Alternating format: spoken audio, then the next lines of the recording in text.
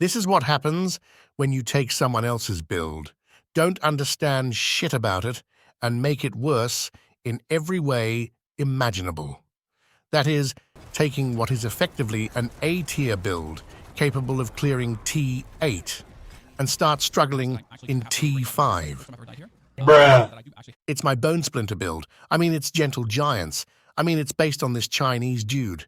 Sorry, I meant that it's obviously Porny's build, because he's done a lot of theory crafting on this build. That is, taking 30 seconds or so reading through my guide, misunderstanding the entire build, and just slapping on some shitty aspects to make the build worse.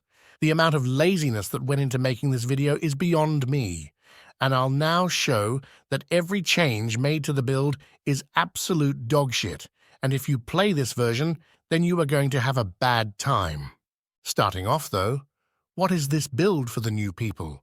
It's a Bone Splinter build, working solely due to the Shattered Spirit aspect. By spamming Bone Spirit, we in turn spawn Bone Splinters. This is the most basic of concepts for this build. On top of that, the Bone Spirit drains your essence before the splinters spawn, meaning anything that is supposed to boost your damage, the more essence you have, does not work. So, let's start by checking out something in the Pornyhole skill tree he posted in his video. A point in ossified essence. That does not work at all. This is just the pure stupidity we have to work with here, just to give you a heads up. Let him cook. Let him cook, okay? Cook what, my man? Go watch the fucking guide. But let's go through the build bit by bit and see what's changed from the actual build.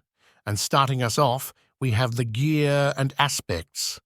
His gear is so unbelievably shit that I strongly believe that he just took some random gear pieces, copied the build, and started playing. But whatever. First off is Lucion. This is in our starter variant, but there's no mention of Shaco here. And why is that? Is it tough to find Shaco this season? Not really. You're gaining roughly 30% damage using Lucian, but you're losing massive amounts of defensives and cooldown reduction. Not too bad, but only showing a starter version in the planner just shows that he hasn't done any theory crafting whatsoever. The Soul Brand, effectively just worse than a regular chess piece, losing tempers and int. Showing his gear, he had roughly 1000 int, which is basically what you're looking at just as you reach level 100. Great job. But the dumbest of choices I may have seen in any build yet is the glove aspect, the imprisoned spirits aspect. This guy actually, no joke, thinks that the Bone Spirit explosions is what caused the Shattered Spirit aspect to work. Yes, that's right. Actually, reading the text on your aspects would let you know that you need to cast Bone Spirit for the splinters to spawn. An honest mistake? Okay, let's check his comments. Pain Gorges is worse than Imprisoned Spirits aspect? Okay, so you've tested both? No worries, we can find out for ourselves. Taking roughly 10 seconds to test the Imprisoned Spirits aspect, and we see that it doesn't work at all. And what about the Pain Gorges? Well, going through his VOD shows that he thinks it's difficult testing them, meaning he has not tested them. And spoiler alert, they don't work either. All you had to do was Google it, and it's the first thing that pops up in case you don't know how to test for yourself. But it gets worse. Because by using Bone Prison in this build, we're also losing the 20% damage bonus from Blight. So we're not just losing an aspect, we're effectively halving the damage of the build by this choice. This also goes for Path of Tragul. This choice is also just fucking stupid. My theory is that the guy saw bone splinters in the text and just randomly slapped them on. These obviously don't work with the Shattered Spirits aspect either, and it's just a dead item slot. But it gets even worse, because the entire reason this build is able to survive is via the Shielding Storm aspect along with Bone Storm. And in the original, we are using Flicker Step to keep this ultimate up. So what do you think will happen when someone copies this planner and starts playing? Yes, they're going to fucking die. A lot. Perhaps even quit the season. but at least he mentions lidless wall here. And this is how you can start seeing why his splinters are dealing 1 million damage when they were already hitting for 10 million pre-season 5 before buffs.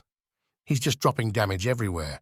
Dropping an offhand for a shield, you're losing chance to cast twice an aspect cooldown reduction, basically halving your damage once again. So now we've not only halved our damage, we have done it twice. And spoiler alert, we'll do it again. Because look at this amulet. If you've ever played a Bone Spirit build before, you would know how you reset its cooldown. By critting. This fucking guy is using crit chance on his amulet. In our setup, you need 14% crit chance to get to 100%. So, instead of using Grasping Veins aspect, which by the way is simply just more damage than accelerating, he's using crit chance on every goddamn gear piece, effectively losing 2 skills on his amulet. Now you could say that he is doing this to make it easier for his viewers, as finding skill ranks is difficult, right? Okay, sure.